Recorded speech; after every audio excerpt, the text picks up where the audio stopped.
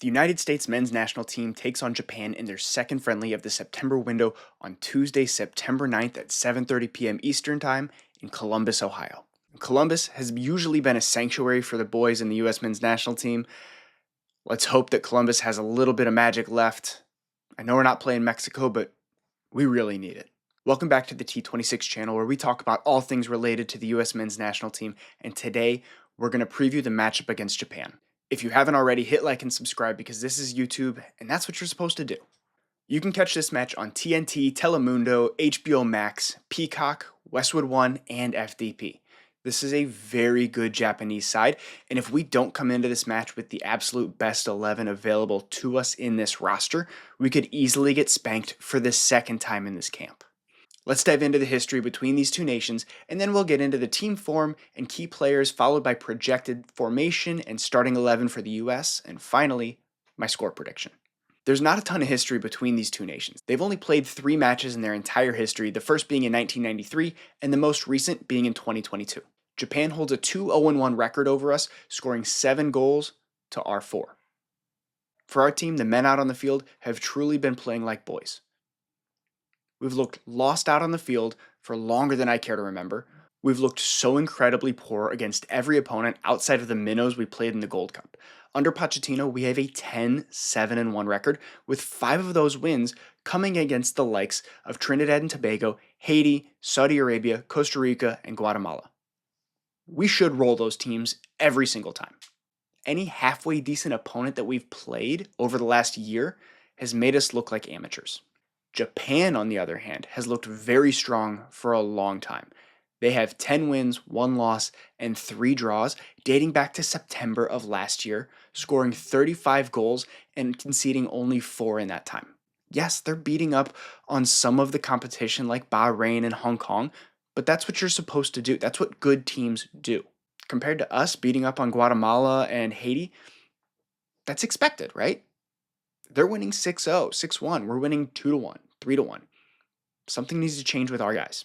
If we look even further back to the 2022 World Cup, they topped a group that included Spain and Germany before getting knocked out in the round of 16 by a very good Croatian side that they took to penalties. Japan is a very solid opponent, and if we're not careful, they're going to roll over us. They are very tactically disciplined and technically sound. Japan are compact defensively and have the technical ability on the ball to make teams chase shadows and punish them for small mistakes. If we give them an inch, they're going to take a mile. They will embarrass us like Switzerland did over the summer, if not worse. They are that good. The way we survive and hopefully thrive in this game is with a completely different approach than our match against South Korea.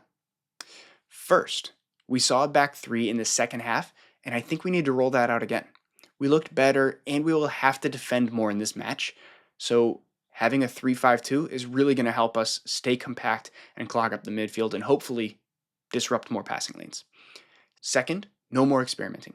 We now have proof that Blackman isn't up to the level. Ream and Richards need to be our starting center back pairing unless we go with a back 3. If we don't have them both on the field, we could easily get 4 dropped on us. The third key to our success is getting the most out of our best players. Pulisic and Balogun need to show up.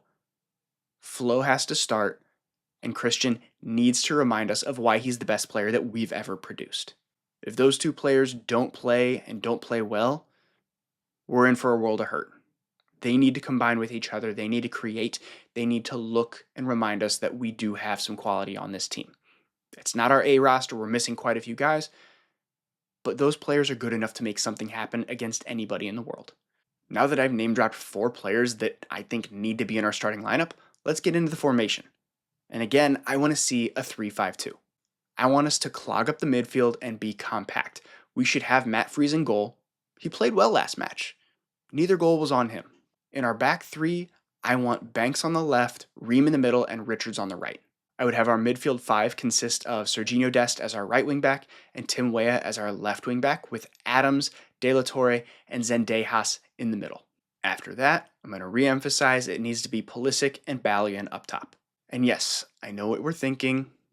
I just said no more experimenting, and I said that Banks should be in our starting 11. Yeah, this is a new test, and Banks is the only other option outside of Blackman, who we know isn't isn't ready for this. He's not good enough.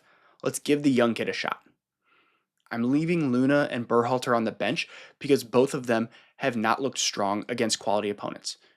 Luna has essentially ghosted against anybody that's not a CONCACAF minnow, and Berhalter really looked slow and behind the pace of play against South Korea, so we need to give some other players a shot. If we're slow in the midfield and we're slow to react and we can't play a ball or find a pass, Japan's going to take advantage of that and they're going to punish us. They have players like Minamino from Monaco, Kadama from Crystal Palace, Endo from Liverpool, and Kubo from Real Sociedad. They're all very, very solid players at a very high level. They're full of quality across the board and can easily put the ball in the back of the net if we're not ready to fight. Based on how we've been playing over the last year, year and a half, and how we've looked very recently, I'm projecting a 3-1 loss for the US men's national team, and that's me being honestly a little bit kind and optimistic. Yeah, maybe we show up and we play really well because we're pissed off. That's very possible. But what seems more likely is that Japan goes up, we put our heads down, and they start to dominate the game. Let's hope the boys prove me wrong and lift all of our spirits and give us some confidence going into October. It's crunch time, and we don't even know who our best 11 is at this point. Well, maybe some of the fans do, but Mauricio Pochettino clearly doesn't. And that needs to change now. All right, guys, that's everything I've got for you. Don't forget to leave a like and a comment in the comment section down below. Tell me how you think we're going to line up. Thanks for watching, and we'll see you next time.